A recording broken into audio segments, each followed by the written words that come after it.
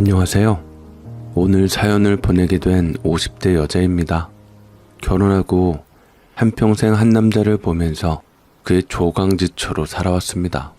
사이에 아들도 낳고 딸도 낳고 저는 남편과 안 맞는 부분도 있었지만 그저 정으로 살았지요. 저희 남편은 사업일을 했지만 원래는 사범대를 나와 애들 어렸을 때는 교사 생활을 했습니다. 교수를 하고 싶어 했지만 집안 형편이 좋질 않아 그것은 못 이루었기에 그게 한이 맺혀 돈을 더 많이 모으고 싶어 했죠. 돈의 가치를 아는 저였기에 저 역시 돈에 대한 미련이 참 많았어요. 그리고 친정 부모님과 갈라진 것도 결국 돈 때문이었던지라 돈에 대한 원망을 하면서도 살아가기 위해선 버틸 수 없었기에 쥐고 있을 수밖에 없었습니다. 제 어린 시절은 여자였던지라 또래 친구들처럼 공부 많이 못하고 일하며 집안 살림을 일으키기 위해 돈을 벌었습니다. 어렸을 때부터 부모님은 동생들 돌보고 남의 집 일을 하며 한 푼이라도 벌려고 바빴고 저에게는 줄 관심조차 없으셨습니다. 그래도 고등학교까지 우겨서 공부를 하기는 했는데 늘 아쉽기만 했죠. 밥도 오빠들을 다 차려주고 남은 찌꺼기만 먹고 그래도 저에겐 꿈이 하나 있었는데 바로 성악 공부를 하는 것이었습니다. 교회에 가서 성악곡을 부르는 게 제가 그래도 사는 이유였습니다. 반주 소리에 맞춰 예배를 드리려고 열심히 준비를 했고 주변 사람들은 저더러 성악을 하라고 했지만 저는 없는 집안 형편에 노래는 가당치도 않았죠. 음악을 하려면 돈이 많이 필요했지만 저에겐 그런 여유란 없었고 힘든 가정 형편 때문에 전 고등학교를 졸업하자마자 바로 일을 시작해야 했습니다. 버는 돈은 부모님께도 숨기고 저 혼자 따로 모아두기도 했죠. 마냥 부모 형제한테 제가 힘들게 번 돈을 빼앗기고 싶지는 않았습니다. 그도 그럴 것이 제가 번 돈으로 생활도 하니 부모님께서는 한마디라도 할 줄 알았는데 그건 항상 제 헛된 기대였습니다. 딸이란 당연히 저희 부모님께 돈을 벌어오는 살림 미천이었지요. 사실 오빠에게는 한없이 다정하고 너그러운 부모님이셨지만 저에겐 매정한 부모님이셨습니다. 먹을 것도 좋은 걸로 주지 않으셨고 저를 위한 것조차 옷 한 벌 한 번도 받아본 적이 없습니다. 그래서 빨리 시집을 가야겠다 싶었죠. 차라리 그게 저를 위해 남는 길이었습니다. 그러다가 저희 교회에 사범대 다니는 학생이 찾아와서 신실하게 기도하는 게 보였습니다. 기도하는 그의 간절한 모습은 제 마음을 움직였고 저는 노래로서 그의 마음을 움직였습니다. 제가 그래도 나름 목청이 터서 노래를 잘 불렀기에 솔로 파트를 불렀는데 예배 시간에 제 노래를 듣고 감동을 받아서 눈물을 많이 흘렸다고 하더라고요.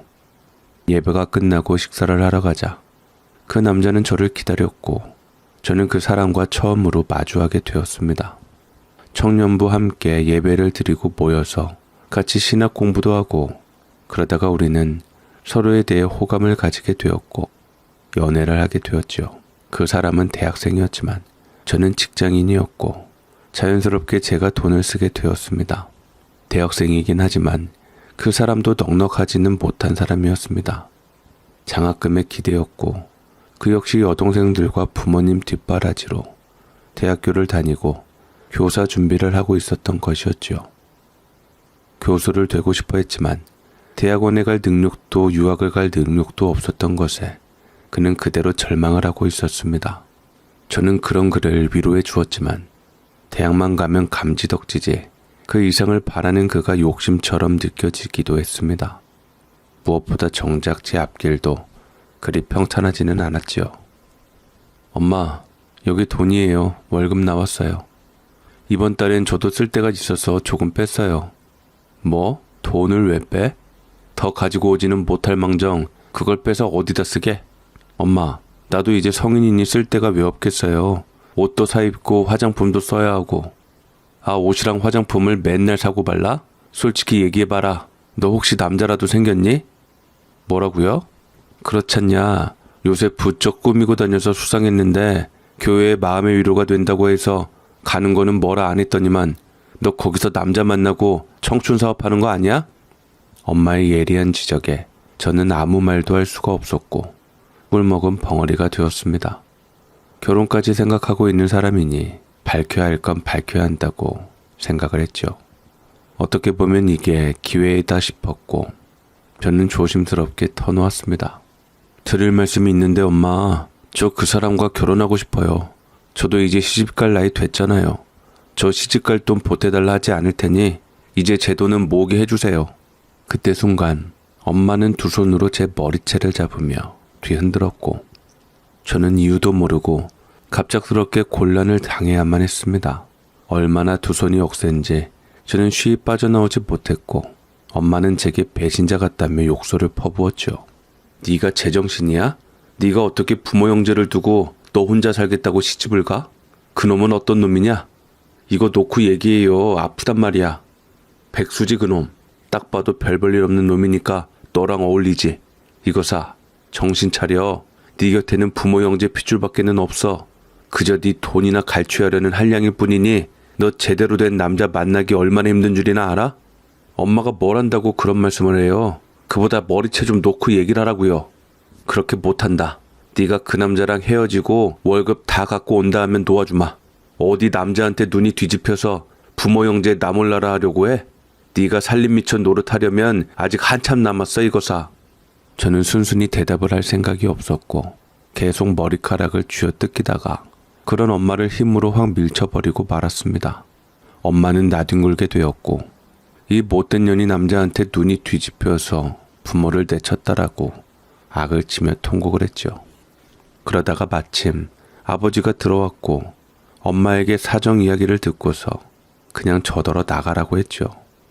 저 같은 딸 필요 없다고 말이에요. 가라. 너 같은 딸 필요 없으니 부모 형제 등지고 어디 한번 네 인생 찾아서 네 멋대로 잘 살아봐. 알겠어요. 이젠 엄마 아빠가 안 된다고 하셔도 꼭 시집 갈 거예요.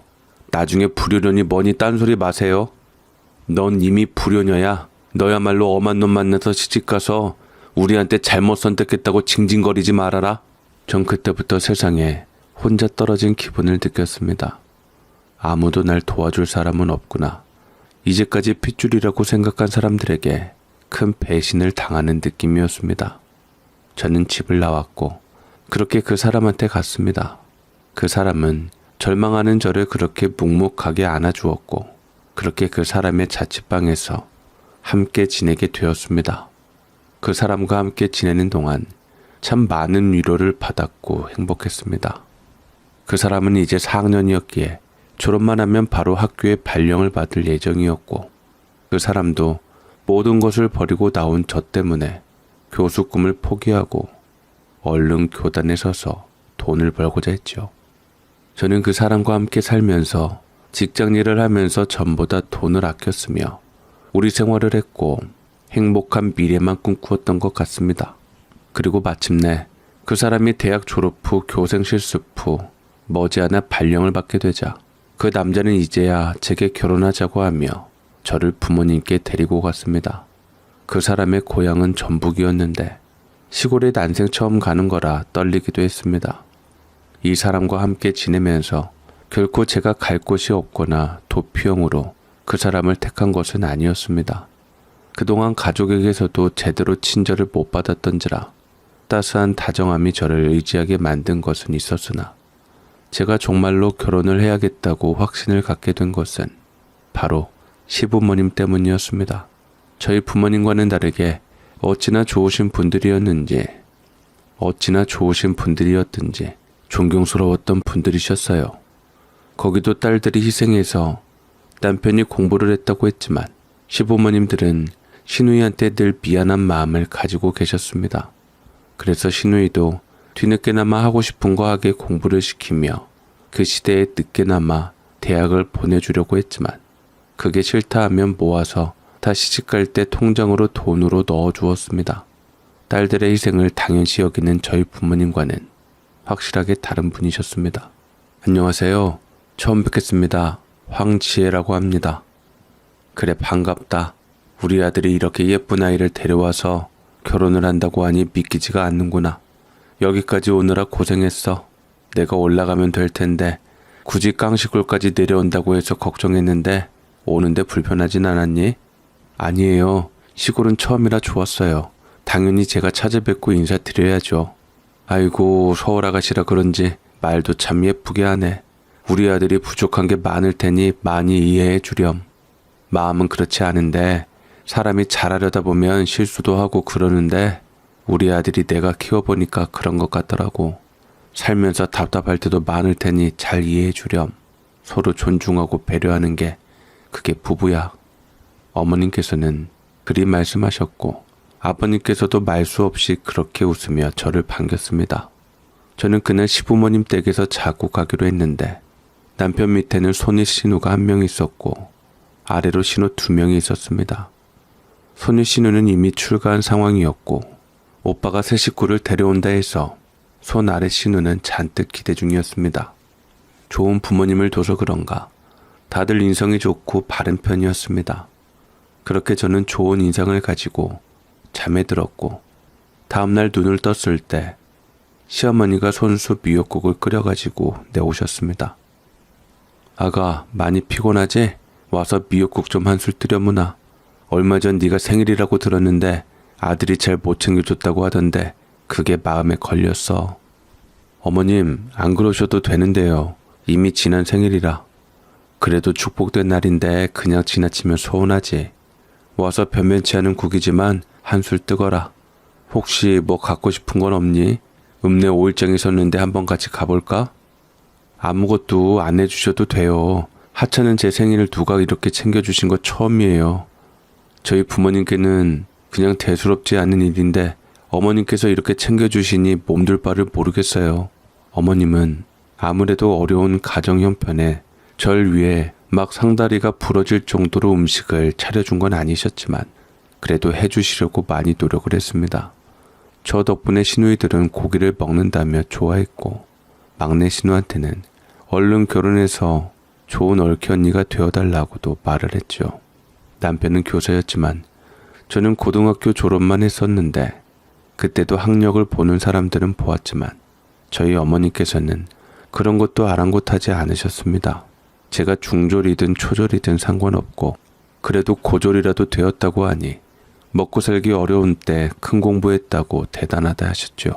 큰 시누이는 뒤늦게 대학을 들어가서 경영학을 공부를 하고 있었고 손아래 시누이들은 별로 할 거는 없고 이제 오빠 졸업시켰으니 앞으로는 부모님을 편안하게 모시는 게 소원이었습니다. 저도 만약 부모님께서 제 희생을 당연하게 여기시는 게 아니었다면 저도 부모님을 위해서 아끼지 않고 내놨을 텐데 시부모님을 볼 때마다 저희 부모님에 대한 아쉬움에 눈물이 났습니다. 며느리에게 꼭 잘해주고 싶었다면서 생일 축하한다고 말씀해 주시는데 저는 이 또한 눈물을 참느라 혼났습니다. 그렇게 저는 시댁에게 좋은 인상을 가지고 돌아왔고 시부모님은 되도록 상견례 날짜를 빨리 잡자고 하시고 인연을 끊기로 했어도 남편과 함께 제 부모님은 찾아뵈었습니다. 처음에는 마뜩찮게 남편을 보다가 그래도 학교 선생님이라고 하니까 끄덕이면서 일단 함께 살았고 소문나면 안 좋으니 빨리 결혼을 하라고 했다가 결혼식 날 축의금을 몽땅 가져가시는 일이 생겼죠. 그것이 어쩌면 부모님께 드리는 마지막 선물이었을지 모르겠습니다. 그렇게 또 한 번 인연을 끊으려고 했는데 제 절망스러운 마음을 알고 시부모님과 남편이 저를 위로했습니다. 네가 그동안 얼마나 척박한 환경에서 사랑을 못 받고 자랐는지 알 것 같아. 내가 얼마나 마음이 아픈지 모르겠구나.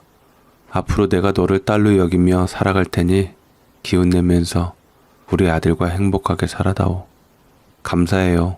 하지만 이제는 저 친정 부모님 보지 않으려고요. 다시는 보고 싶지 않아요.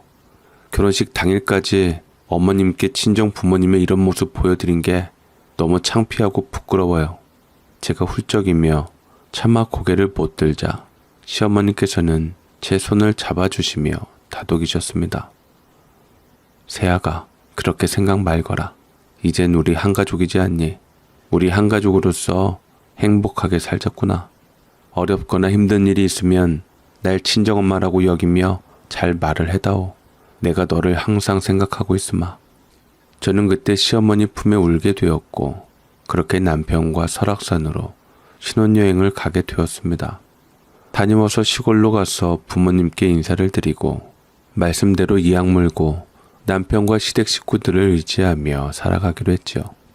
그리고 그 다음에 저희가 첫 아이를 낳고 나서 얼마 되지 않아 시아버지께서는 지병 때문에 돌아가시게 되었고 시어머니께서는 시골에 있는 재산을 처분한 뒤 시누이들과 함께 저희가 있는 서울로 올라와서 살게 되었습니다. 덕분에 저는 시어머니와 가까운 곳에 살게 되었습니다.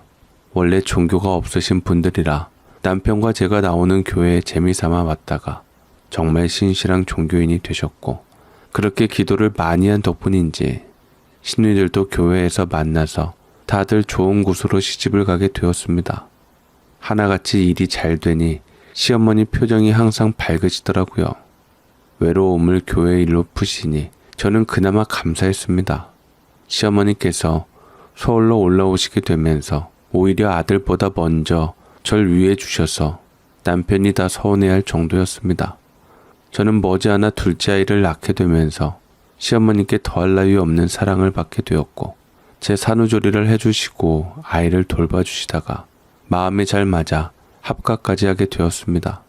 그리고 시어머니 댁은 월세를 놓아 달마다 세를 받게 되어 돈을 받게 되었는데 시어머니께서는 그것을 다 저희 생활비로 내놓으셨습니다. 아들의 교사 월급이 얼마 안 되니 네가 애 둘 데리고 생활하기 힘들 것 같아서 엄마가 좀 보태주마. 어머님 괜찮아요. 넣어두세요. 제대로 용돈도 못 드리는데요.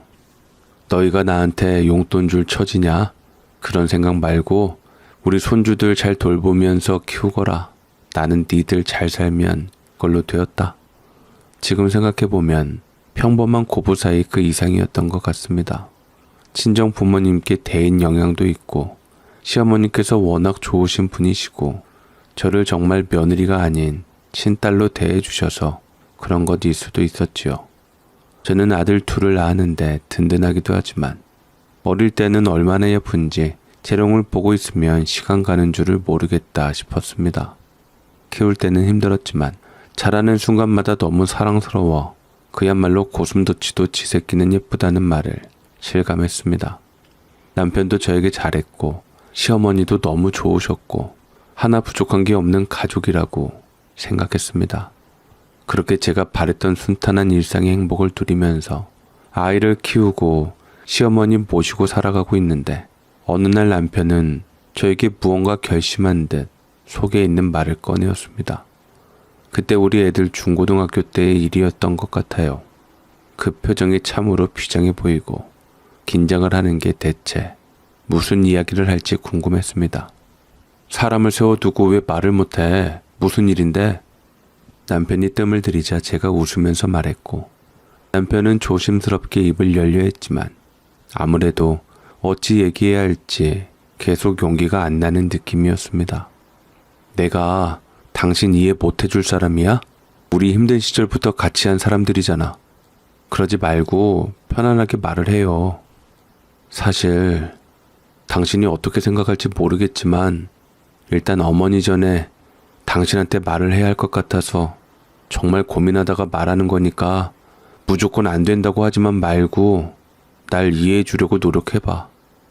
알았어. 그러니까 말해봐요, 여보. 그러자 남편은 길게 심호흡을 하고 눈을 질끈 감으며 말을 했습니다. 나 아무래도 직장 사표 쓰고 새로운 일을 좀 하고 싶어. 새로운 일? 그게 뭔데? 사업을 좀 하고 싶거든. 정확하게 말하면 동업이기도 하고 나 학교 선배가 이번에 학교 그만두고 알아본 벤처 사업이 있는데 그게 전망이 좀 있는 것 같더라고. 이런 말 당신에게 상처가 될지 모르겠지만 그동안 내가 당신 몰래 모은 돈이 좀 있는데 그걸로 시작을 하고 싶어. 당분간 당신한테 돈을 못 가져올 수도 있지만 그래도 회사를 키워놓기만 하면 더 큰 돈을 벌 수도 있는 거고 당신도 사모님 소리 듣게 하고 싶고. 남편의 말을 듣고 저는 처음에 아니라는 생각에 다짜고짜 말렸습니다. 남편이 나 몰래 딴 주머니를 찾다는 것은 아무래도 상관없었지만 남편 나이에 그것도 탄탄한 교사의 직장을 그만둔다는 것 자체가 말이 안 된다고 생각했습니다. 그때 당시 경제적 위기를 겪었기에 공무원이나 교사들이 탄탄하다고 경쟁률이 어마어마했거든요.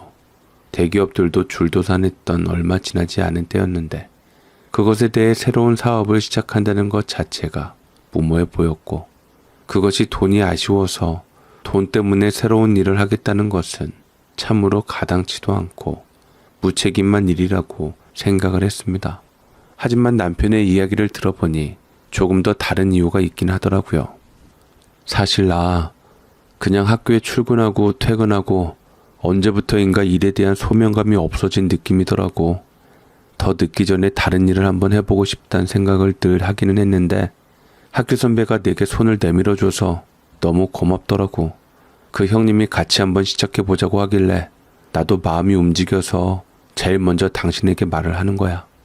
저는 깊이 생각을 했습니다. 다른 일도 아니고 남편이 안정된 직업을 버리고 다른 일을 한다는 건데 애들 중고등학생들이고 한참 돈 많이 들어갈 때인데 남편의 결정이 가당찮게 느껴졌습니다. 하지만 남편은 우리 집 가장이기 전에 한 사람의 피 끓는 인간이었고 충분히 하고 싶은 일을 할 권리는 있다는 생각이 들었습니다. 우리 가정 내에 존중하고 인정해주는 분위기였던지라 남편을 인정하지 않으면 제가 아이들에게 교육하는 의미가 없어질 것 같았지요. 어쨌거나 가정도 중요하지만 남편의 개인 인생도 중요하다고 생각했습니다. 제가 친정에서 살 때 인정 못 받은 그 좌절감을 남편에게 주고 싶지 않았습니다. 당신이 원하고 싶으면 해. 물론 가정으로서 책임이 있지만 당신이 원하는 일이라는데 그걸 내가 어떻게 못하게 하겠어. 당신 사업 때문에 집안 들어먹는 위험한 일만 아니면 돼. 나는 그런 건 절대 아니야. 나 한번 믿어봐. 당신이 날 믿어준 만큼 나 정말 최선을 다하고 열심히 할게.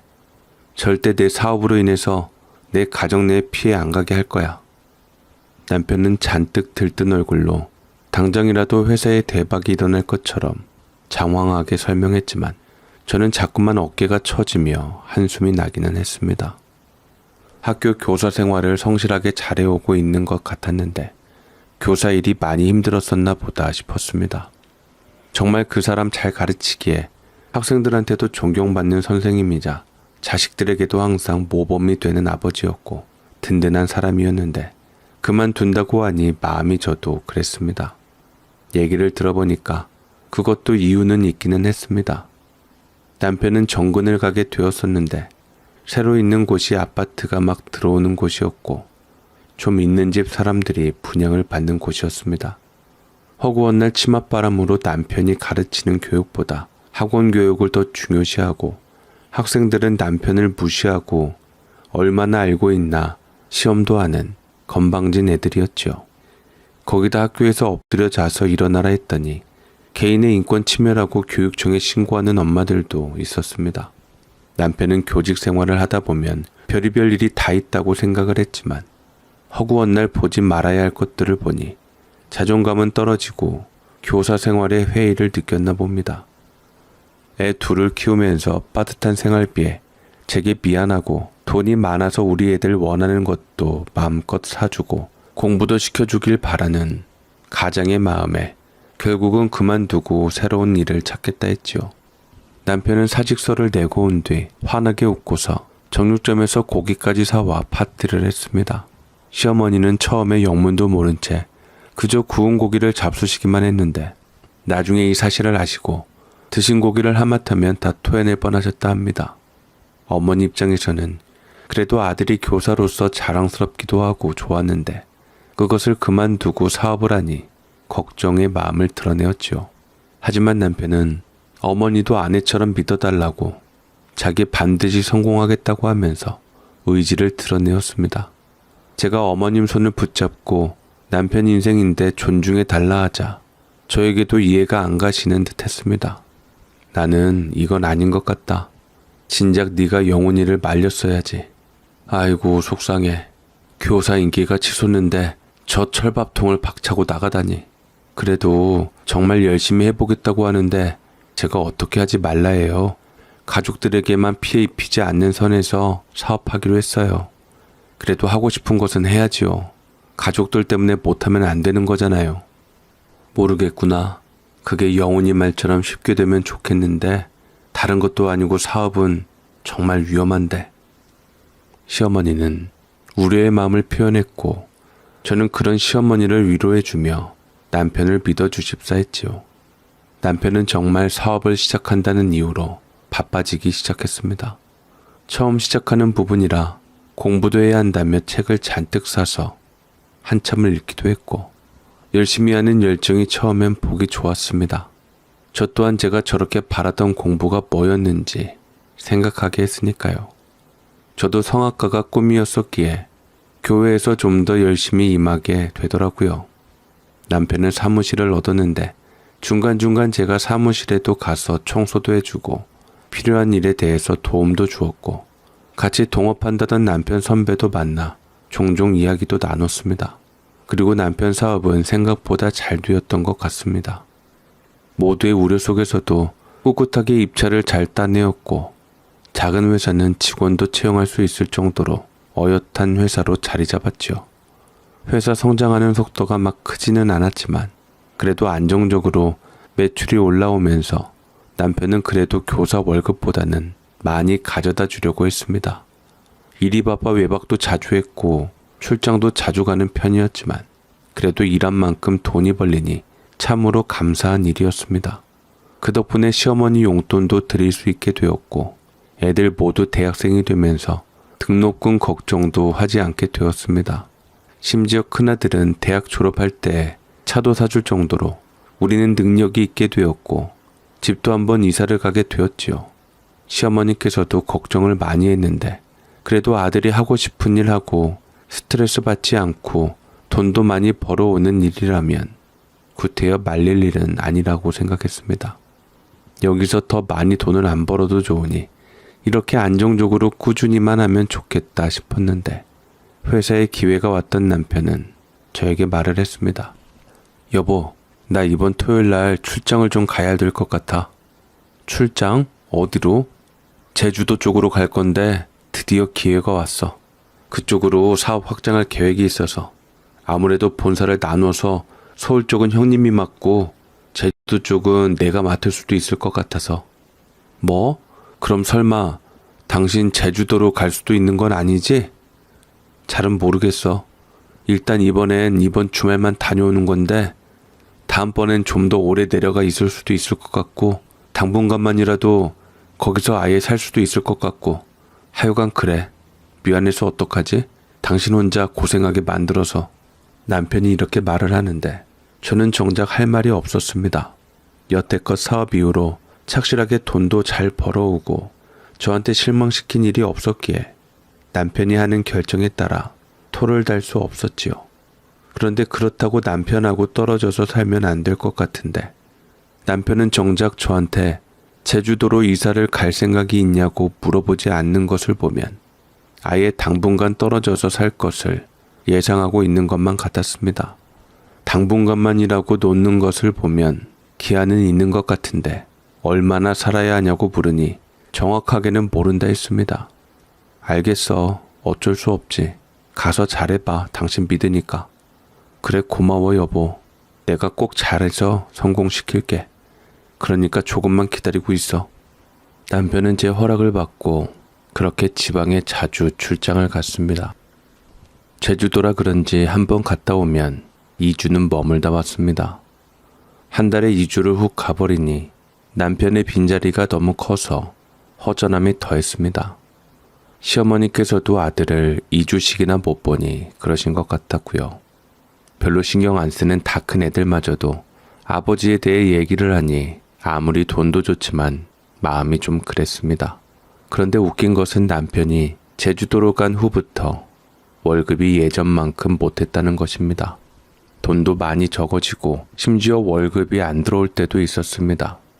어차피 저도 일을 하고 있었기에 당장 돈의 구애를 받지는 않았지만 월급이 안 들어오니 당장 부모님 용돈 드리기도 어려웠고 달마다 붙는 적금도 빵꾸가 나고 집안 살림에도 영향이 갔습니다.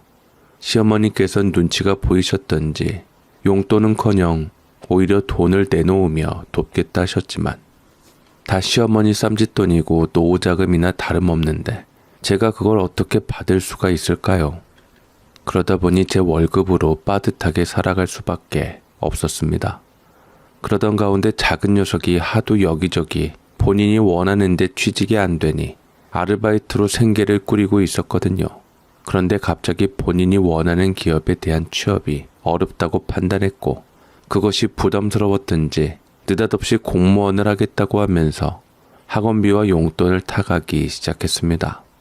그리고 그 녀석은 취업을 빨리 했는 데에 반해 좋은 여자를 만났는지 결혼을 하겠다고 하면서 제게 도와달라 했죠. 저도 맘 같아서는 큰아들 결혼하는데 번듯하게 집안채도 해주고 다 해주고 싶었지만 그럴 돈이 없었습니다. 큰아들은 아버지가 아주 돈을 잘 벌고 있는 걸로 알았습니다. 못해도 아들 집안채는 해줘야 한다는 생각에 저는 열심히 돈을 벌기로 하고 밤낮으로 밖에 나가 일을 했습니다. 그러다가 운 나쁘게 교통사고까지 당하게 되었는데요. 제 교통사고 소식에 가족들이 왔죠. 시어머니는 버선발로 병원으로 쫓아오셔서 저를 무척이나 걱정하셨습니다. 아이고, 이게 다 무슨 일이야. 너 왜 여기서 이렇게 누워있어? 차 조심 좀 하지. 그러게 아들 집안채 마련해준다고 일을 하더니만 그거 몇 푼이나 보탤 수 있다고 미련한 것 같으니 그러게 내가 도와준다는데 좀 받지 그랬어. 어머님 돈을 제가 어떻게 받아요. 다른 것도 아니고 노후자금인데요. 저 그럴 수 없어요. 제가 좀 더 일하고 말지요. 차를 좀 조심했어야 했는데 이럴 줄은 몰랐어요. 그래도 이만하기에 천만 다행이지. 난 아들 녀석이 좀 적더라도 교사 월급 따박따박 받고 가져다 줬으면 좋았을걸. 제주도에 간 뒤부터 그렇게 돈이 안 나오는 줄은 몰랐다. 내가 녀석한테 한마디 하마. 그러지 마세요, 어머님. 제가 알아서 할게요. 그이가 열정 있는 일을 찾았는데 방해하고 싶지 않아요. 아무리 그래도 그렇지 식구들이 있는데 자기 좋아하는 일만 어떻게 하겠니? 게다가 가장으로서 경제적인 의무라는 게 있는데 저도 예전에 하고 싶은 것을 못해서 부모님을 많이 원망한 적이 있어서 그 사람은 그래도 자기 좋아하는 일 하면서 돈도 벌고 하면 좋겠다 싶었어요. 지금 당장 돈을 못 벌더라도 이제껏 충분히 잘 가져왔고 앞으로는 더 잘 되지 않을까 싶어요. 끝까지 남편 편만 드는 저를 시어머니는 한숨을 쉬며 고개를 끄덕였고 당분간 몸져 누워 있어야 한다는 말에 집안 살림이며 바깥일이며 많은 것들이 신경이 쓰였습니다. 그러자 시어머니께서 제 걱정을 덜어주려 하셨습니다. 이거 야인 것 좀 봐. 내가 참 미안하다. 완쾌 될 때까지 가만히 누워 있거라. 앞으로 집안일도 그렇고 나한테 다 맡겨라. 네가 얼른 나아야지. 그래도 집안이 돌아가지. 영훈이가 사업한 뒤로는 정말 정신이 없다. 시어머니께서는 응급실에서 입원실로 갈 때까지 밤새 제 곁을 지켜주셨습니다. 저는 시어머니 잠드신 모습을 보는데 왜 이리 제 가슴이 먹먹한지 싶었습니다. 살면서 이토록 나를 챙겨준 사람이 있었을까? 어릴 때 받지 못했던 사랑을 이제야 받는 듯한 느낌이 들어 시어머니께 감사했고 눈물이 났습니다.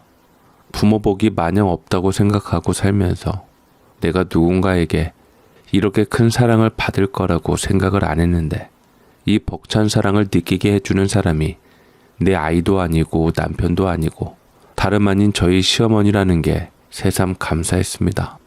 그 다음날 어머님이 남편에게 전화를 했는지 남편은 제주도에서 비행기 타고 올라와 병원으로 쫓아왔습니다. 많이 놀랐는지 급하게 왔죠. 여보, 이게 다 무슨 일이야? 갑자기 웬 교통사고냐고. 차 잘 좀 보고 다니지. 많이 다친 거 아니라서 괜찮아. 일은 어떻게 하고 여기까지 왔어? 당신이 아프다는데 일이 문제야? 내가 당신 때문에 얼마나 맘 졸였는 줄이나 알아? 남편 또한 저를 진심으로 걱정하는 모습을 보였고 저는 그래도 나를 위해 많은 사람들이 걱정을 해준다는 것이 진심으로 고마웠습니다. 잠시 남편에게 원망스럽기도 하고 서운하기도 했지만 그래도 결국 제 곁에 와줬으니 고마웠습니다. 미안해. 나 때문에 걱정이나 끼치고. 윤민이 이번에 여자랑 결혼하고 싶다고 하더라고. 집안채를 해줬으면 내심 바라길래 아무래도 뭔가 하나 해주기는 해야 할 것 같아서 조금이라도 보태어 보려고 일을 했는데 괜히 병원비만 더 나오게 만들었네. 그럼 지금 아들 집 사주겠다고 아르바이트 하다가 교통사고가 난 거야? 당신 가만 보면 미련할 때가 있어. 그거 집값 몇 푼이나 보탠다고 아르바이트를 하냐고. 몇 푼 안 되는 돈이지만 그래도 모이면 꽤 되잖아. 너무 뭐라 하지 마. 나도 반성하고 있어. 됐어. 당신에게 믿음 못 준 내 탓이지. 당신 보니까 제주도에서 일 맡기기는 글렀네. 눈에 안 보이면 무슨 행동을 할지 모르니 불안해. 내가 뭐 어린애인가? 당신 이제 나 괜찮은 거 봤으니까 이제 제주도로 복귀해. 괜히 내가 당신한테 폐가 되는 존재인 게 싫어서 그래. 남편은 당신이 가장 아플 때 제주도로 갈 수밖에 없는 게 너무 미안하다며 손을 잡아주었어요. 저는 안 그래도 바쁜 사람을 제주도에서 병원까지 오게 한 것 같아 미안한 마음이 들어서 괜찮다고 돌아가서 건강 챙기고 끼니 잘 챙기라고 조심하라고 말했죠. 남편은 그렇게 온 지 얼마 안 돼요. 제주도로 돌아갔지만 뭐랄까 전에 없던 매너가 생기고 좀 더 사람이 유해졌다고나 해야 할까 그런 느낌이 들었습니다. 내심 멀어진 것 같은 느낌도 덩달아 같이 들었습니다. 조금 더 있어주면 바랬는데 제가 가랬다고 금방 자리를 일어서며 가겠다는 남편 앞에 저는 아쉬움이 들었고 내심 어쩔 수 없다며 남편을 보내줬지만 알게 모르게 뭔가 변한 느낌이 들기도 했습니다. 오랜만에 봐서 그런 거라고 그렇게 생각하고 넘겼는데 유난히 그날 낯설기도 했습니다. 그리고 그 뒤부터 달마다 월급이 다시 들어오기 시작했습니다. 고맙고 수고했다고 연락을 하려 했는데 연락이 되지 않았던 것이었지요. 그러다가 얼마 되지 않아 시어머니가 욕실에서 미끄러져 병상에 눕게 되는 일이 생겼습니다. 팔과 다리도 치료를 따로 받아야 한다고 해서 입원 수속을 밟으라 했는데 혹시나 잘못되실까 싶어 노심초사했습니다. 시어머니께서는 저에겐 친정엄마 같은 분이셨어요. 그렇게 저는 한달음에 병원에 달려갔습니다. 그리고 남편에게 먼저 전화 걸었는데 어쩐지 남편이 아닌 딴 사람과 통화하고 있는 것 같은 기분이 들었습니다. 여보, 어머님이 쓰러지셨어. 아무래도 욕실에서 미끄러지신 것 같은데 여기저기 좀 다치신 것 같아. 안 돌아가셨으면 됐지 뭐. 이전번에 당신 쓰러졌을 때 다녀와서 이제는 못 갈 것 같아. 크게 다치신 거 아니지? 당신 무슨 말을 그렇게 해. 돌아가시다니. 표현이 그랬다면 미안해. 하지만 내가 일이 정말 바빠서 그래. 그러지 말고 웬만큼 괜찮으면 어머님 뵈러 와. 다른 일도 아니고 당신 어머님 일이잖아. 당신이 와서 그래도 들여다봐야지. 아들이 엄마 입원하셨는데도 와보지도 않는 건 아니잖아. 엄마 그렇게 약한 사람 아니야. 괜찮으실 거야. 이번만 당신이 좀 수고 좀 해줘. 부탁할게. 남편은 그리 말하고 전화를 끊어버렸고 대체 무슨 일을 하고 있는 건지 답답하기만 했습니다. 제가 쓰러졌을 때는 어머님이 오래 곁에 있어 주셨는데 이제는 제가 어머님 곁을 지키게 되었네요. 저는 어머님을 위해서 밤낮 없이 옆에서 병간호를 했습니다. 어머님은 아들보다 며느리가 더 낫다며 고마워하셨죠. 해도 해도 남편이 너무하기는 했습니다. 어머님 사시면 얼마나 사신다고. 차라리 남편이 모든 일을 그만뒀으면 좋겠다 싶었고 애시당초 내게 의논했을 때 끝까지 하지 말라 할 걸 후회했습니다. 남편은 그달에 유독 오지를 않았고 어머님께서 조금 괜찮아졌다 싶을 때 그때 집에 오면서 이런저런 짐을 캐리어에 잔뜩 꾸려놨습니다. 간만에 본 남편은 뭔가 좀 이상했습니다. 외모를 많이 꾸민 것 같기도 하고 살도 좀 빠진 것 같고요. 이래서 잠잘 시간이 없는 사람치고는 상당히 뽀송뽀송했습니다. 그때 눈치챘어야 했는 건데 저라는 사람은 남편을 너무 믿었고 남편을 잘 몰랐던 것 같습니다. 그리고 생각지도 못한 결전의 날이 찾아오는 것조차 저는 인식하지 못하고 있었습니다. 저는 교회에서 친분이 있는 권사님 딸 결혼식에 가게 되었습니다. 조금 있으면 우리 아들도 결혼 계획이 있으니 저는 두루두루 상부상조하려고 당연히 참석하게 되었습니다.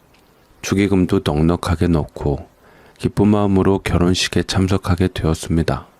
그런데 보니까 권사님 딸이랑 결혼하는 사위가 이게 참 인연이었던 건지 저와 이웃집에 살았던 언니 아들이더라고요. 우리 아들들 크기 전에 어렸을 때 인연을 맺었었는데 성격이 참 좋아서 누구보다 절 잘 챙겨주었던 사람이었습니다. 인정이 언니랑 제가 많이 친하게 되어서 이웃사촌으로서 서로 가족끼리 함께 만나서 자주 놀고는 했었던 기억이 났습니다. 거기 아들이 외아들이라 혼자 외롭다고 저희 아들들하고 많이 놀게 했는데 우리 아들 초등학교 3학년 때 이사를 갔었거든요.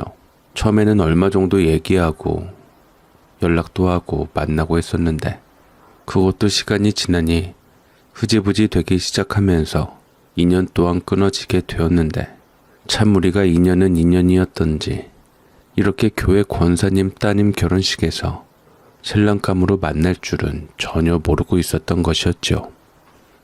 아이고 네가 선우구나. 많이 컸네. 우리 아들도 조만간 결혼하는데 새색시랑 꼭 같이 와. 알았지? 네, 알겠습니다. 세상에 그동안 잘 지냈지? 어떻게 여기서 만나니?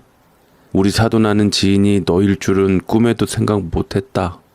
그러게 인연인가 봐. 나는 언니 못 만날 줄 알았는데 세상에 이게 웬일이야? 너무 반갑게 인사를 하며 언니와 서로 안부를 부르며 얘기를 했습니다.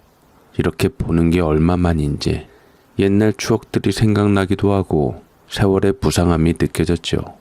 근데 그러다 선우 엄마가 머뭇머뭇거리더니만 이내 얘기를 했습니다. 근데 혹시 윤민이 아빠랑 잘 지내고 있지? 우리 신랑? 그럼 잘 지내고 있지. 근데 왜? 잘 지내고 있어? 윤민이 아빠랑? 아니 언니가 잘 지내냐고 물어놓고서 잘 지낸다니까 왜 이리 놀라? 선우 엄마는 제게 남편이랑 잘 지내냐고 물어놓고서 막상 잘 지낸다니 놀란 듯 해보였습니다.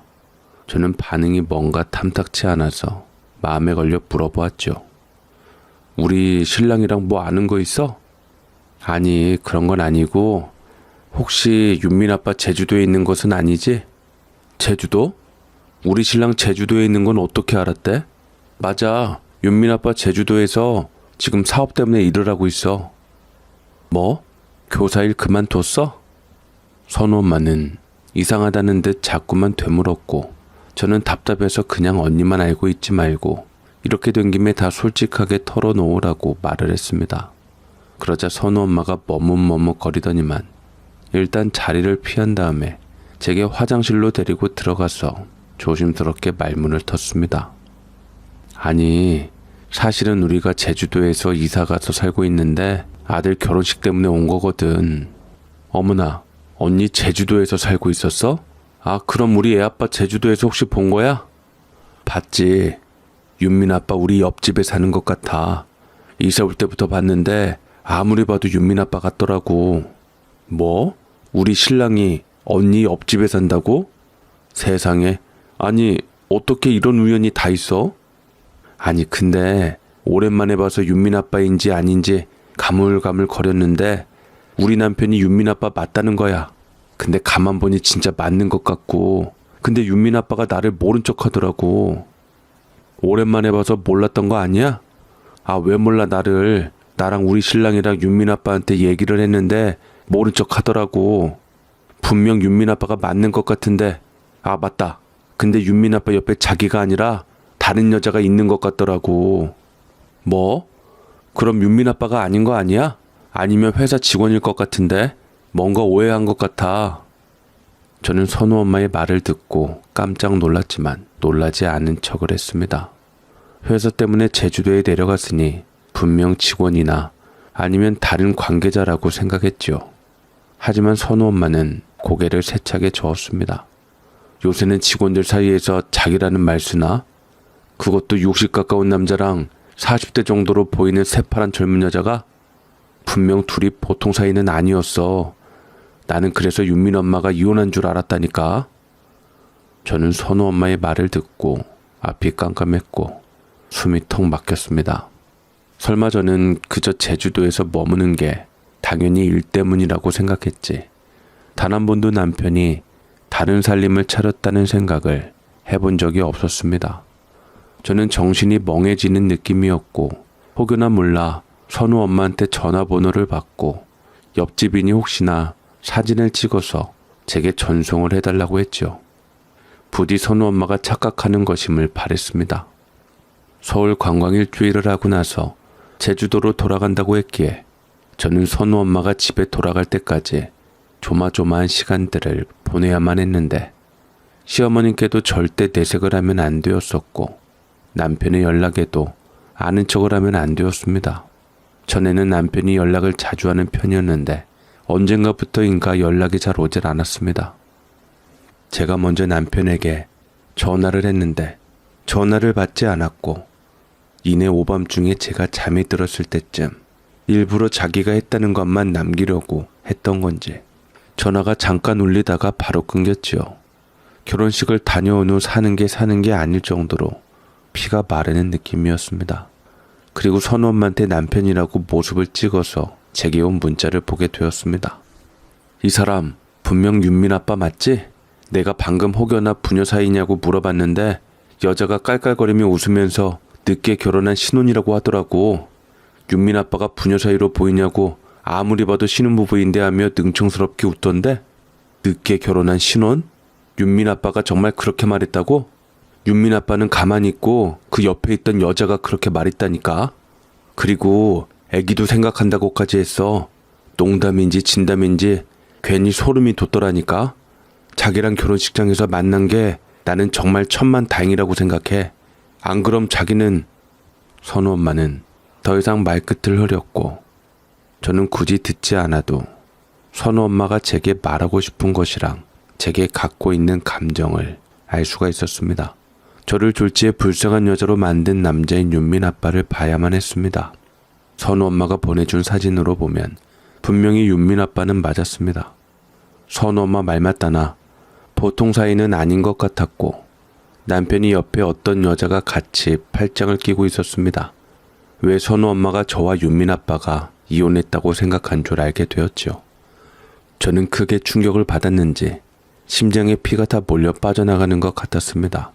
숨이 막혀 숨쉬기가 힘들어 대굴대굴 굴렀다가 화장실에 가서 찬물로 세수를 했죠. 그러면서 저는 세수를 하며 얼굴을 물에 묻고 오열을 했습니다. 대체 저는 뭘 위해서 살아온 건가 싶었습니다. 저는 평생 남편만 바라보고 살아왔는데 어떻게 그래도 한때는 윤리 선생님이었던 남편이 다른 여자와 팔짱을 끼고 다니는지 놀랄 도짜였습니다. 제가 울고 있으니 밖에서 시어머니가 들어오셨는데 시어머니가 놀라서 저한테 한달음에 달려와 무슨 일이냐고 물었죠. 선우 엄마한테 얘기를 대강 들어보니 얼마 전에 그 여자 생일이라고 해서 거하게 동네가 떠나가도록 생일 파티를 했다고 했는데 맞춰보니 공교롭게도 그건 시어머니가 쓰러진 날이랑 맞물렸습니다. 자기 어머니가 쓰러져도 여자 생일부터 챙기는 남편이라니 저희가 한때 내가 그렇게 사랑하는 남편이자 내 아이의 아빠이자 학생들의 존경을 받는 윤리 선생님이었다니 저는 그야말로 막장이고 도덕적이지 못하다고 생각했습니다. 둘은 이미 언니가 사는 동네에서는 부부로 너무나도 잘 알려져 있었고 나이 차이가 많이 나는 부부라서 남편이 동네 아저씨들한테 다 딸이 아니라 와이프라고 일일이 소개했다고 합니다. 장모님하고도 같이 지내고 있는 모양새인데 그 장모님께는 이미 사위 노릇을 하고 있다는 것이었죠. 자기 어머니는 저한테 맡겼으면서 장모님을 모시는 모양새가 참으로 양심이 없다고 여겨졌습니다. 저는 고민하다가 이 사실을 시어머니께 말씀드렸고 그럴 리가 없다.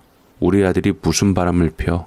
그럴 나이가 못 된다라고 했다가 그야말로 어머니도 남편한테 뒤통수를 맞이하게 되었습니다. 이 정도면 뭐 거의 두 집 살림을 한 것과 진배 없었습니다.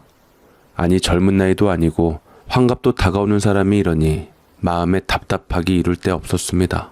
저는 이참에 선우 엄마한테 돈을 주고 남편의 증거 사진들을 최대한 모아달라고 했고 선우 엄마는 제게 지령과 돈을 받고 움직였지요. 선우 엄마한테는 무슨 탐정놀이 하는 것 마냥 재밌고 쏠쏠한 아르바이트였지만 저는 돈 나가고 맘상하고 몸버리고 상처만 남게 되었습니다. 그럼에도 불구하고 증거들이 필요했던 것이었습니다. 가만히 생각하면 생각할수록 이제껏 믿고 살아온 세월과 시간이 분해서 눈물이 나 어떤 방법을 써서라도 남편에게 되갚아주고 싶었습니다. 도대체 그 여자랑 언제부터 무슨 관계였을까? 갑자기 학교를 그만두는 게 수상쩍다 생각했는데 혹시 그 여자가 진짜 동업 상대는 아니었나 싶기도 했습니다. 그저 주말 남편이 올라온다고 하길래 저는 괜찮다고 일보라고 남편은 올라오지 못하게 했습니다. 꼴도 보기 싫었고 보기만 해도 치가 떨리는 남편이었습니다. 다만 죄송했던 것은 시어머니였죠. 아들이 밖에서 무슨 짓을 하면서 돌아다니는지도 몰랐던 시어머니께서는 그저 남편을 걱정을 하시는데 그것이 참으로 안쓰럽고 믿는 도끼에 발등 찍히다는 것이 뭔지 알 수 있을 것만 같았습니다. 저 또한 시어머니가 가장 사랑하는 아들에게 손톱을 감추고 있었습니다. 아이까지 낳고 한평생 살아오고 배려한 나를 배신한 사람이었기에 더 많은 증거를 얻어야 했습니다. 선우 엄마는 그야말로 흥신소 못지않는 정보력을 보여주었습니다. 옆집이라고 하면서 다가오니 그 여자가 많은 것을 알려주었던 모양이었고 심지어 친분까지 쌓아놨더니 술술 불더랍니다. 그 여자 아무래도 뭘 노리고 윤민 아빠 옆에 있는 것 같아요. 얘기를 해보니까 윤민 아빠 옆에 있는 목적이 있는 것 같더라고. 젊은 남자 다 놔두고 자기 아빠 버린 윤민 아빠 뭐 볼 거 있다고 옆에 붙어 있겠어?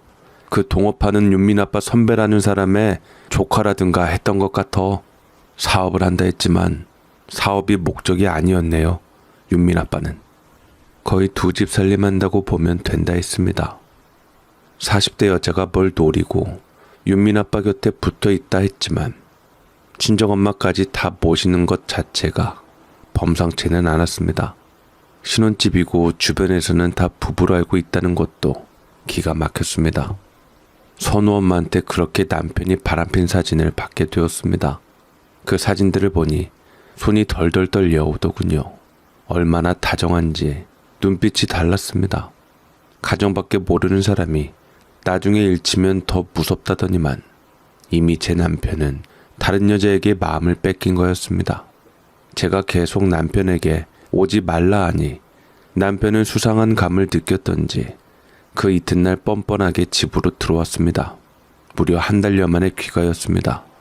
시어머니가 볼멘 소리로 남편에게 제 눈치를 보며 한마디 했습니다. 웬만하면 집에 좀 들어오지 그러냐. 대체 언제까지 제주도에 있어야 하는데? 어머니는 집사람도 가만히 있는데 왜 자꾸 어머니가 나서서 그러세요? 네 처가 착해서 너한테 속내를 못 보이니 나라도 대신해 주는 거 아니냐? 그러지 말고 사업이고 뭐고 다 그만두고 집으로 돌아와라. 아무리 생각해봐도 이건 아니다. 조만간 윤민이도 결혼하는데 따로 산다 하면 사돈네에 다 흠잡히는 거 아니겠냐? 그건 안 돼요. 제가 얼마나 힘들게 사업시키려고 노력하고 있는데요. 이제 돈방석에 앉을 일만 남았는데 너무 아깝잖아요. 당신도 그렇게 생각하지? 남편은 제 의견에 동의를 구하려고 물었지만 남편에 대한 진실을 아는 저로서는 딱히 남편을 편들어줄 말이 생각이 나질 않았습니다. 나도 어머님 생각에 동의해. 윤민이 결혼 앞두고 조심해야 할 것 같아. 괜히 따로 살다 별거 한다 이혼한다 소리 나오면 제일 곤란한 것은 윤민이잖아. 당신까지 왜 그래? 어머니한테 옮았어? 윤민이 때문에 사업까지 망칠 순 없잖아. 나도 왔다 갔다 하는 거 힘들어. 우리 조금만 참자. 조금의 시간만 있으면 우리는 노후 준비는 이걸로 끝날 수 있다고. 노후 준비 안 끝내도 되니까 그냥 다 관두면 안 돼? 안 끝낼 걸 알면서도 못 끝낼 걸 알면서도 저는 남편에게 오라 했지만 그는 오질 않았고 올 마음도 없었습니다. 황혼도 청춘인 듯 마음껏 시간과 기회를 누리고 있는 남편에게 이제 철퇴를 내려야 할 날이 얼마 남지 않았다고 생각을 했습니다. 나 바깥바람 좀 쐬고 올게. 생각이 많아서. 그렇게 남편은 문을 박차고 오자마자 또 바로 나갔습니다. 그렇게 하루가 지나고 이틀이 지나도 남편은 들어오지 않았는데 바로 제주도에 간 건 아닌가 싶었습니다. 제주도에는 남편의 소중한 보물이라도 묻혀져 있는 것 같았습니다. 저는 선우 엄마한테 연락해서 남편 거기 가 있냐고 했고 선우 엄마는 와 있다고 얘기를 하니 기껏 비행기표 돈 들여서 가족들과 보낸 시간은 30분 남짓이 있다 바로 제주도로 갔던 것입니다. 전 이제 그대로 가만히 있을 수 없었습니다. 몸이 떨어지면 마음도 식는다는 것을 넘어서 더 이상 우리 사이에는 존중도 신뢰도 아무것도 없었습니다. 그래서였을까요? 남편 또한 예전에 제 남편이 아니었습니다. 남편의 나를 보던 따뜻한 시선이 그리웠지만 그는 끝까지 그 모습을 제게 보여주지 않고 30분 만에 집을 떠났습니다. 이렇게 가만히 당할 순 없었죠. 이혼을 결심한 저는 그동안 선우 엄마가 준 증거들을 다 모아서 이혼 서류와 함께 제출하려고 했는데 그만 그것을 시어머니께 들키고 말았습니다. 선우 엄마는 마지막 증거 자료인 둘의 대화 내용 녹음한 내용을 전송해 주기로 했습니다. 근데 아무래도 녹음은 해놨는데 나이가 있다 보니 어디로 전송해야 할지 몰라 끙끙대는 것만 같았죠. 그래도 200만 원의 돈을 제게 받기로 했으니 열심히 보내려고 하는 것 같았습니다. 워낙 오지랖 넓고 남의 일에 참견 잘하는 선우 엄마에게 들키는 것은 그야말로 적성이었던지라 흥신소 직원 못지 않았죠. 시어머니는 남편과 낯선 젊은 여자의 사진들을 보고 경악을 금치 못하더니 이게 다 뭐냐고 말해서 솔직하게 대답할 수밖에 없었습니다. 저도 모르게 시어머니의 눈물 어린 표정을 보니 괜히 억울하기도 하고 죄송하기도 하고 덩달아 눈물이 났습니다. 죄송해요 어머니. 저 아무래도 이혼해야 할 것 같아요. 윤민이 결혼 생각 안 하고 일단 제출하려고요. 웬만하면 윤민이 결혼 이후로 미루려고 했는데 제가 도저히 못 견디겠어요. 안 된다 안 돼. 그럼 나는 어찌 사누. 너를 잃고 내가 어떻게 무슨 낙으로 살아간단 말이냐. 너 날 친정엄마로 생각한다 하지 않았니? 그런 나를 봐서라도 아범을 한 번만 용서해 줄 수 없겠니? 내가 당장 제주도로 쫓아가서 이 녀석을 혼쭐을 내주마. 어머님, 이 나이 이제 환갑이 넘는데 어머님 말을 들을 것 같아요? 죄송해요. 끝까지 백년해로 하는 모습 보여드리고 싶었는데 제가 인내심이 좋질 않아서 안 되겠어요. 제가 만약 이혼하더라도 자주 찾아뵙도록 할게요. 시어머니는 안 된다며 저를 물고 늘어지며 안 된다 했고 그때 마침 선우 엄마에게 온 두 사람의 대화 내용이 왔습니다. 사업하면서 너를 처음 마주쳤을 때 나는 다시 태어난 것 같았어. 22살 나이도 극복할 수 있을 만큼 심장이 처음 뛰더라. 마누라한테는 절대 느껴보지 못한 감정이었어. 내가 이제껏 사랑이라고 생각했던 시간이 사기당한 것 같은 기분이 들 정도로. 이제 자기 그런 사랑 고백도 지겨워. 우리 엄마는 내가 자기랑 결혼하고 혼인신고한 줄 알고 자기 사위로서 정말 예뻐하잖아. 근데 자기는 이혼을 차일피일 미루기만 하고 그럼 우리 사업 투자금도 늦어지는데 내가 아주 여러모로 피가 말라. 이혼 얘기가 그렇게 꺼내기 힘들면 내가 해줘? 이제 아들 결혼식이 얼마 안 남았어. 그것만 처리하고 당장 이혼하려고 했어. 나 못 믿어 혜정아? 못 믿어. 행동으로 보여줘야 믿지. 이게 대체 몇 달이냐고.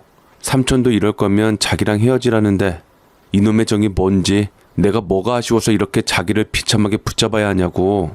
미안해. 다 내 잘못이야. 이렇게 우는 것도 예쁜 너한테 못해줄 게 뭐가 있다고. 딱 한 달만 참자. 아들 결혼 끝나자마자 바로 이혼해서 재산 나누면 날 기다려준 만큼 다 보상해주고 네 이름으로 다 해줄 테니까 조금만 기다려줘. 정말? 자기 분명히 약속했다. 나중에 딴 말하면 안 돼. 내가 마누라야 딴 말을 하게? 언제는 제주도에 있으라면서 언제는 또 올라오라 바가지 긁고. 나도 이제 나이 먹고 그런 여자 정남이 떨어져서 싫다 이거야. 남편과 상간녀의 대화는 거의 충격적이었습니다. 남편은 그렇게 본색을 드러내고 있었고 새파랗게 어린 여자랑 노닥거리고나 있고 아주 아들 보기 부끄러운 줄도 모르는 것 같았습니다. 어떻게 가정 있는 사람이 저런 짓을 할 수가 있는지 정말 충격적이었습니다. 그렇게 저는 정신을 차리곤 통화한 내용과 화면들을 모두 저장하고 아들 결혼이고 뭐고 이제 참지 않고 이혼만 하고 전 재산 다 가져올 생각이었습니다. 시어머니도 그 통화를 듣더니 더 이상 할 말이 없어진 듯 아무 말도 없으시고 제 말대로 알아서 하라고 했죠. 연세 드신 시어머니의 모습이 마음이 아팠고 그 모진안을 심어둔 남편을 가만 안 둬야겠다 싶었습니다. 그리고 마지막으로 남편이 오기만을 기다렸죠. 그때는 상견례 날이었고 이미 식장까지 다 잡아두었기에 의무적인 상견례였습니다. 원래 더 일찍 했어야 하는 건데 서로 바쁘고 날짜를 맞추다 보니 결혼 한 달 전 상견례라기보다는 서로 얼굴 보고 애들 잘 부탁한다고 밥 먹는 식사 자리였죠. 남편은 참으로 뻔뻔스럽게 얼굴을 들이밀었고 저는 그런 남편을 노려보았습니다. 그런데 그런 상견례 자리 옆에 바로 그 여자도 동시에 들어왔습니다. 네, 바로 저를 뒤집어 놓고 기만하려는 모양새가 분명했습니다만 나는 그 여자가 상간녀임을 똑똑히 알았기 때문에 아예 둘을 묶어놔야겠다 싶었습니다. 그리고 시어머니 또한 상간녀임을 알았기에 상견례를 다 마치고 먼저 사돈어른이 일어나신 후까지 기다리니 이내 시어머니가 그 주름진 손으로 상간녀의 앞으로 다가가 뺨을 후려쳤습니다. 남편은 자기도 모르게 그 여자 이름을 부르면서 상간녀의 곁으로 갔고 상간녀는 엉엉 울면서 남편의 품에 묻으며 시어머니가 자기를 이렇게 때렸다고 했는데 남편도 보았으니 할 말은 없었지만 어찌할 도리가 없었습니다. 내가 바로 네가 만나는 남자의 애미다. 젊고 새파랗게 어린 것이 어디 남의 남자를 탐내? 못된 것 같으니 네 엄마를 찾아가서 내가 아작을 내리라. 그만하세요 엄마. 이 여자가 엄마 며느리 될 사람일지도 모르는데 그렇게 대우해도 괜찮으신 거예요? 며느리 될 사람? 내 며느리는 오직 한 사람밖에 없다. 그런데 네가 감히 변하지 않는 진실을 깨버리려고 해? 어디 니들 오늘 한번 법 무서운 거 보여주마. 시어머니는 아들 머리카락을 붙잡고 흔들었고 남편은 어쩌지도 못한 채 끌려갔고 그 여자 머리채까지 잡았는데 그 여자는 안 되겠던지 시어머니를 밀쳐 뒤로 나자빠지고 말았습니다. 그래도 남편은 도망간 내연녀보다는 연로한 어머니를 더 챙기긴 했지만 시어머니께 다시 한번 머리채를 잡혔고 남편은 고통스럽게 비명을 질렀죠. 이제 환갑인 녀석이 제정신이야? 내가 널 그렇게 키웠어? 나쁜 놈 같으니라고. 이제 너랑 난 끝이다 평생. 저 여자 너 두고 주랭랑 치는 거 봤지? 저거 다 사기꾼이고 너한테 목적 있어서 접근한 거야. 절대 넘어가면 안 돼. 네 인생 망친다. 시어머니가 그렇게 나서주니 저도 당사자로서 더 이상 가만히 있을 수 없었고 저도 남편 멱살을 잡고 말했습니다. 너 내가 아무것도 모르고 있는 줄 알았지? 회사 다닌다는 핑계로 거의 두 집 살림하면서 아주 바빴겠다. 그치? 네가 어떻게 나를 두고 다른 여자랑 살림을 차려? 이혼? 그래, 원하는 대로 해줄게. 나도 원하는 바이고 우리 이제 완전히 끝내고 악연도 끊어버리자고. 천벌이나 받아라 이 자식아. 저는 상간녀 소송은 당연히 진행할 거고 위자료까지 다 받아낼 거고 재산 분할은 절대 해줄 수 없었습니다. 만에 하나 사태를 대비해서 사업이 망할까봐 부동산이랑 예금까지 다 제 힘으로 해뒀으니 저는 이걸 노린 것이지요. 그러자 상간녀가 언제 다시 왔는지 명품백을 챙기며 뒤로 슬금슬금 물러나더라고요. 상간녀 소송하면 나 낼 돈 없으니 당신 남편한테 받아요. 상간녀 소송당한 거 어차피 당신 남편이 다 갚아줄 요량이라고 했으니 이제 더 이상 둘 사이에 저는 끼지 않았으면 좋겠네요. 내가 대체 뭘 잘못했다고 진짜 어이가 없네. 남편 간수 못한 당신 잘못을 어디다 핑계대며 뒤집어 씌워. 참 못났다. 그래 잘나서 상간녀 노릇이나 하고 좋겠네. 너 이거 내가 다 녹음하고 있었어. 이거 나중에 너 이 남자랑 결혼하든 다른 남자랑 결혼하든 결혼식장에서 이거 꼭 틀어놓으마. 뭐라고요? 지금 말 다 했어요? 그렇게 저는 상견례에서 몸싸움과 머리채 싸움을 했지만 제가 아무리 나이 들어서 젊은 사람한테 밀렸지만 악과 깡다구가 남아있었기에 절대 그 여자는 제 적수가 되지 못했습니다. 한 방에 나가 떨어졌고 시어머니도 옳거니 잘했다 하며 저를 응원해 주었습니다. 마음 같아선 다 한통속이지만 회사를 찾아가 실체를 알리고 그 선배라는 사람도 남편도 회사에 창피해서 얼굴 못 들게 만들어주기도 했지요. 그렇게 저는 남편과의 결혼 생활에 마침표를 찍고 각자의 인생을 살기 시작했습니다. 대신 이혼 후에도 시어머님과 꾸준히 연락을 하고 지냈어요. 남편은 밉되 시어머니는 밉지가 않더라고요. 아들은 결혼을 잘하고 살았고 사돈 어른은 아직 저와 남편이 이혼한 줄 모르기에 차차 알아나갈 거라 생각했습니다. 듣기로는 그 후에 남편은 그 여자랑 얼마 안 가 헤어지게 되었고 전 재산 다 뺏기고 사업도 쫓겨났다시피 해서 알거지가 되었다고 들었습니다.